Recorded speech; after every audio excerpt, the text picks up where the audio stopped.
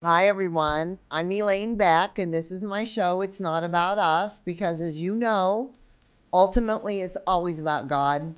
He's the one that created us, He's the one that gives us our freedoms, our joys, our love. Love first, I know. And I love the scripture. We love Him because He loved us first. What a simple thing to think, but what a meaningful statement because He loved us first and gave His life so that we could have eternity. And I'm always excited about that, Ranko. As you know, I've got a special guest right now that's been doing a segment with me. And there's been some sad times in this, some serious talk in that. But right now, let's talk a few minutes. Let's get some power into this and talk about that loving God that got you through all of it and your family and the things that have happened since then. You've got a beautiful family of your own now. You've got 4 children and a wife that you obviously adore, and that you said you couldn't survive without her. You told me this last night at dinner, and I just think it's exciting when we think about these things of sometimes the road is, it says this in the Bible, that it's not going to be easy, right? But then you get to a place, and you ended up in the United States. It was a long road in between, a tough one. We've talked about your losses and your realities and how there was no going back. And eventually you ended up in the United States. But before we go into that, all the positive and what the reality is today, let's talk a little bit more about some of the things that you shared with me as well about the media and what it was like during the time right before the war and the things that you counted on, like the United States, who the president at that time, I understand, was Mr. Clinton, Bill Clinton. Yeah. I think from '92, right? He came as a president of the United States. Right. So he was the president during the war in Bosnia. Right. And so, what was your perception of the U.S. and before the war and stuff? And you told us you felt safe because and you knew that we would be there, or at least you thought we would. And so what realities did you learn? All right. First, we need to know in '95 or '93 there was no internet. Right. There was no cell phones. Right. So it's not like now you can just Google things and take a photo and post it somewhere. Basically, mainstream media was covered by BBC and CNN. Okay. So that was the source for information to the Western world. CNN and BBC. Yes. Okay. And since I was in a war now, I was a soldier fighting, protecting my family and myself.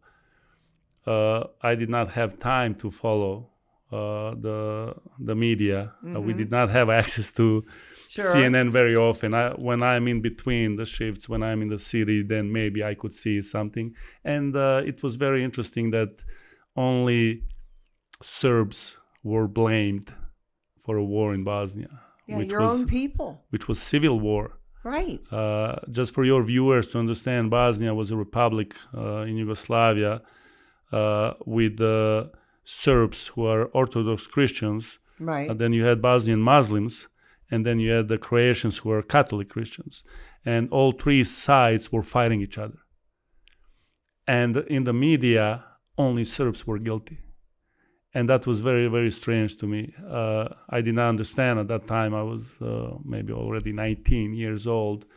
I was just focused on how to survive. Right. And even at the end of the war, we got bombed by NATO.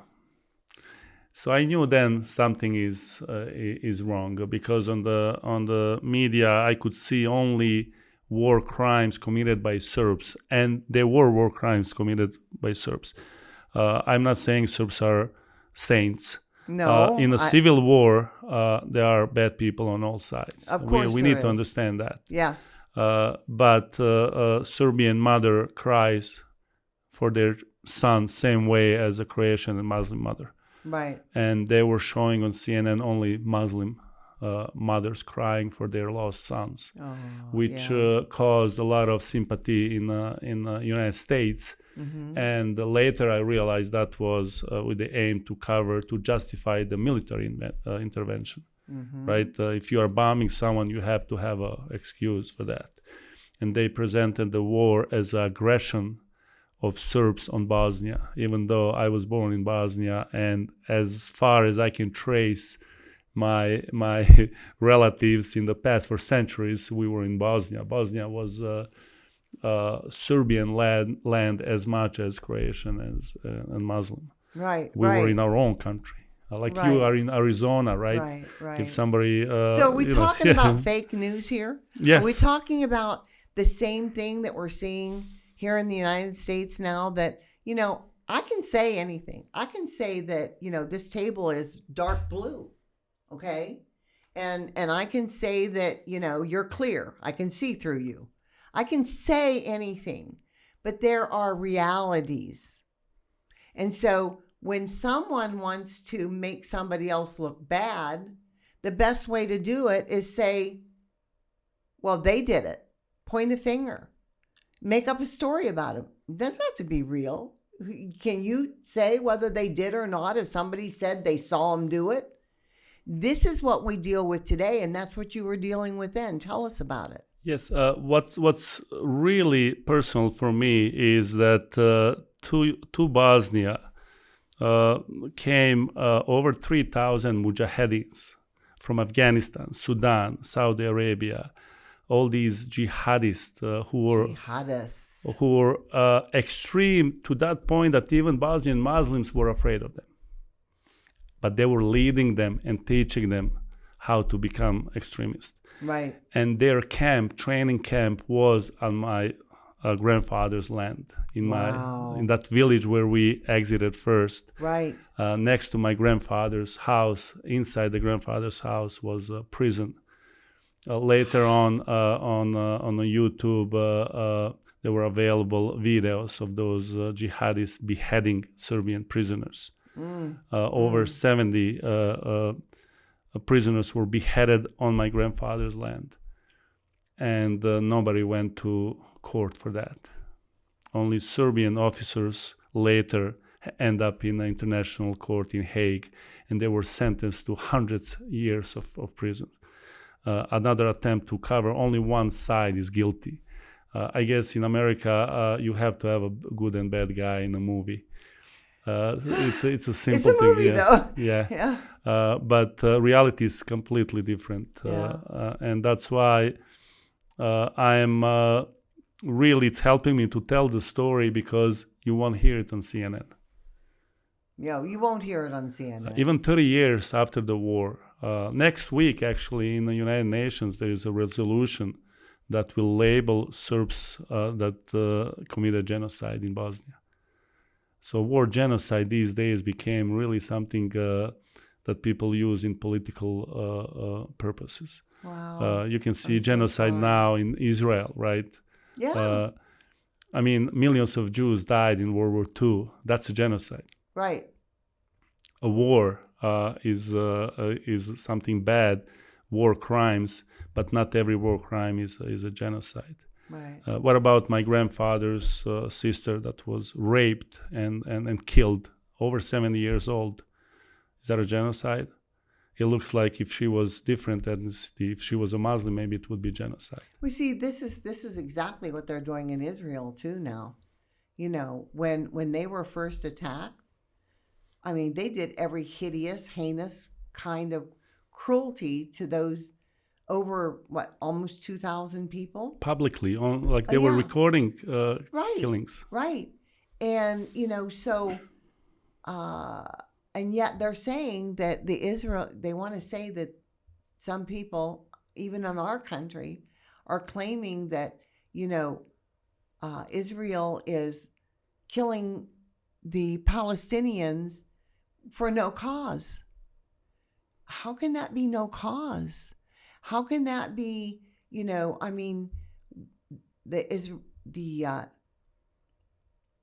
Jewish people are not hiding behind someone else in order to destroy a country, but the people in Gaza are being killed because there's evil people that are putting them in between them and the Exactly. Jewish people. And this is why there is all the killings. But, you know, I will be first. I want to say Just something kills me. as a former soldier. I want to point that I'm more sorry and more embarrassed on a war crime that Serbian soldiers committed than somebody that killed my own people. Right. Because a soldier, a real soldier, will never kill prisoner, never will harm a civilian.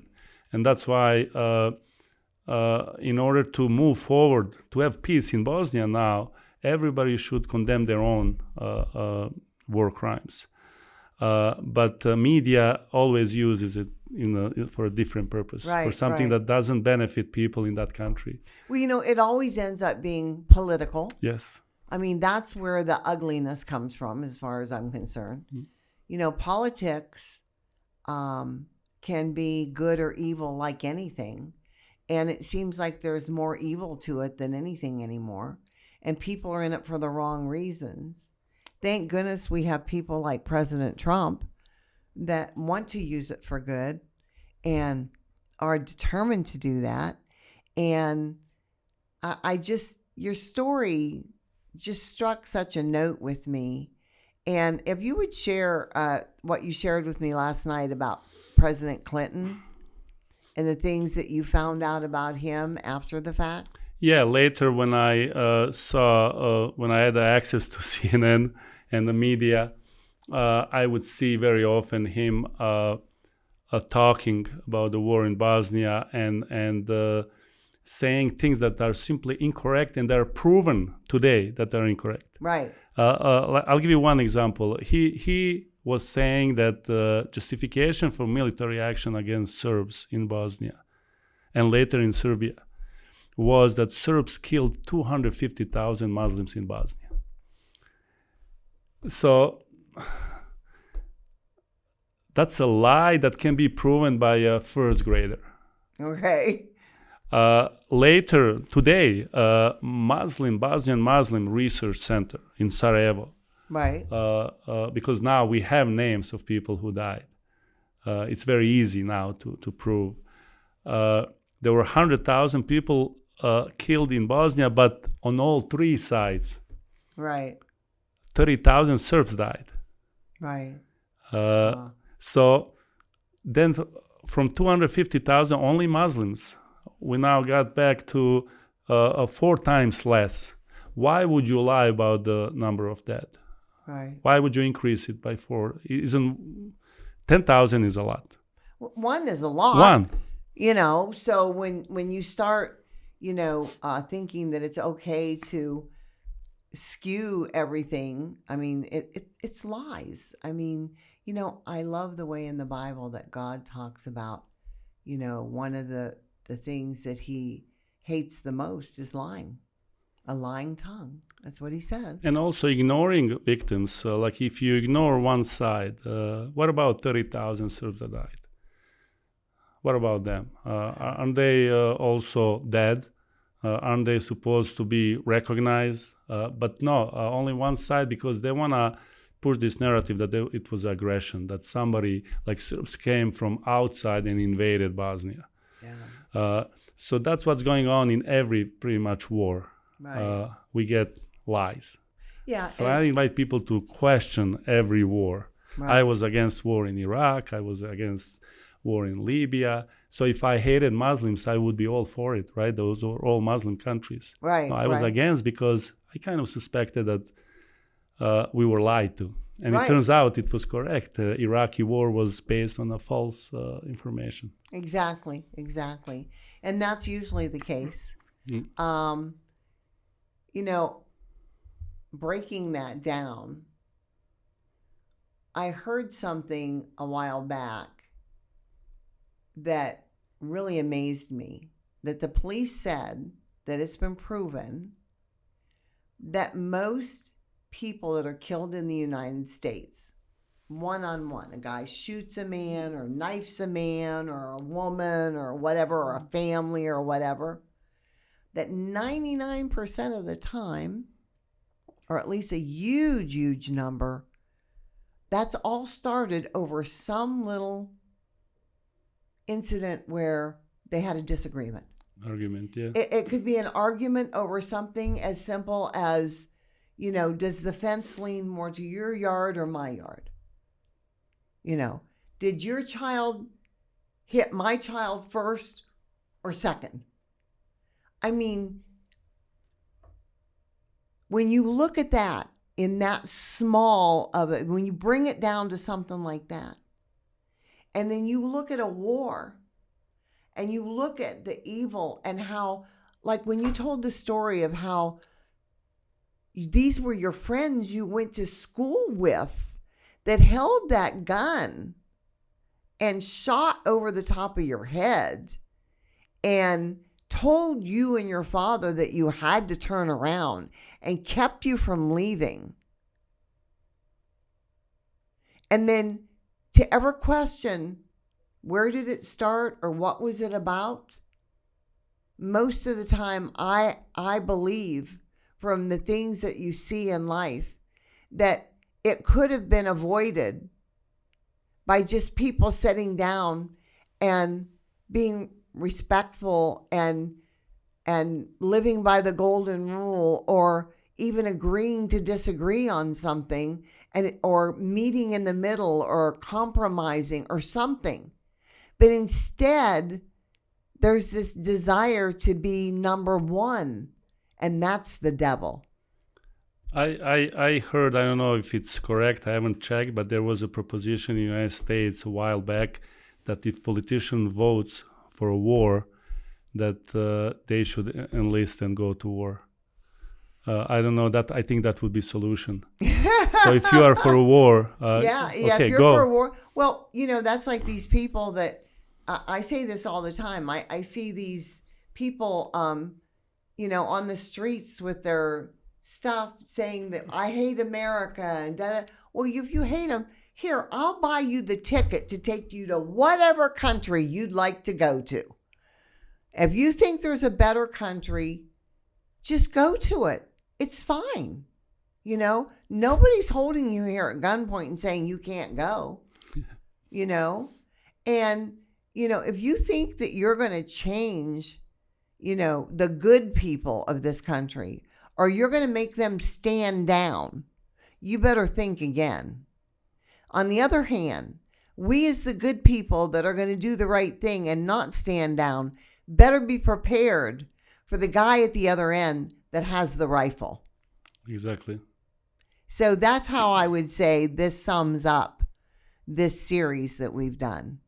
That this was not to just share anybody's story. It was not to say that your life or your situation was different than any veteran in this country that went and faced a war somewhere.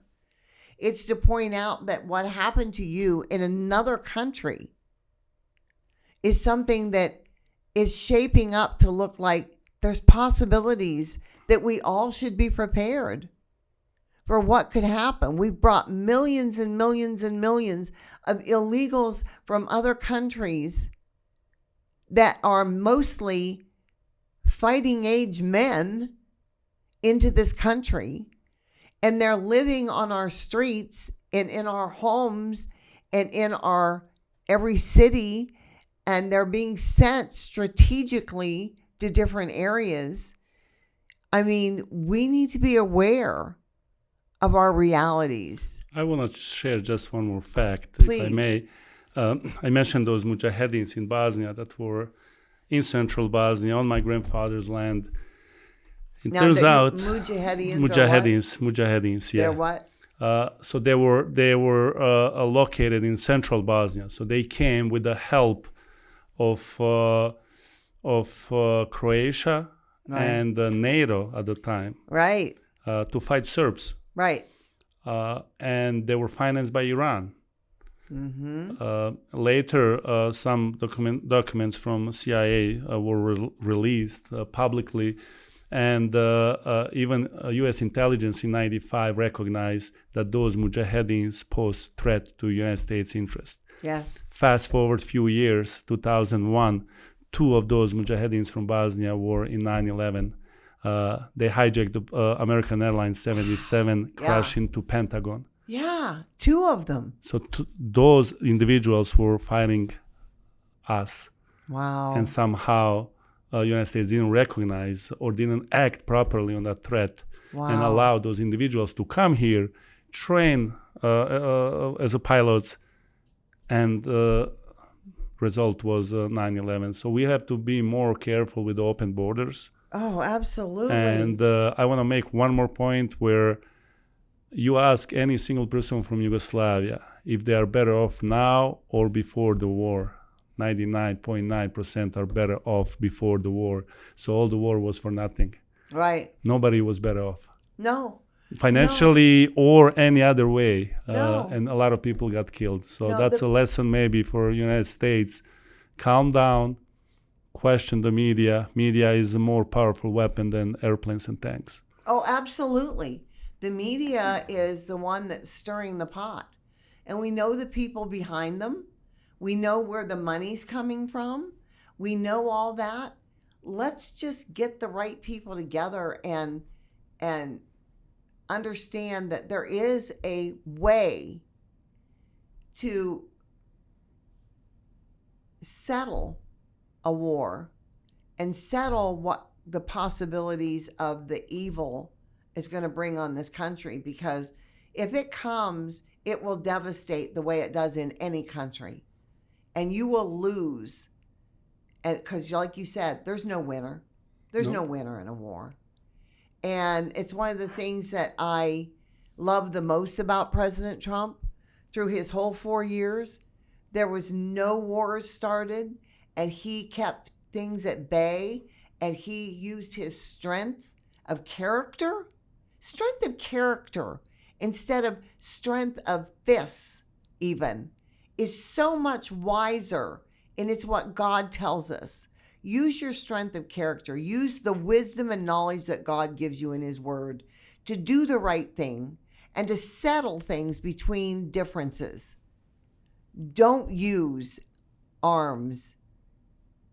Somebody will die.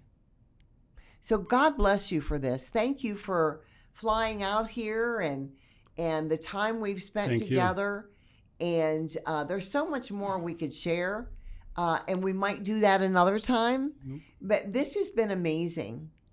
We're just so blessed to have options and opportunities to try and get our voice out to the average people of today that are watching YouTube where we're at, are looking at CPAC shows, that are looking up, my show, because they know that I'm here to serve God and serve God only. God and country is what my work is about. Because in my life, I was taught that God comes first, family second, and your country is third. And you do it for your family. You serve your God and your country. Isn't that right? Yes, and that's maybe a bigger problem, that today's families are falling apart. Because Exactly. But that's what they want. They want us to hate each other. That's why they have those signs. We hate America. Or, that's why the Jewish people are being attacked, because they want to tear down the religious beliefs that we all know are true. They want us to not believe in God. God is their nemesis, because the devil is who's running the world.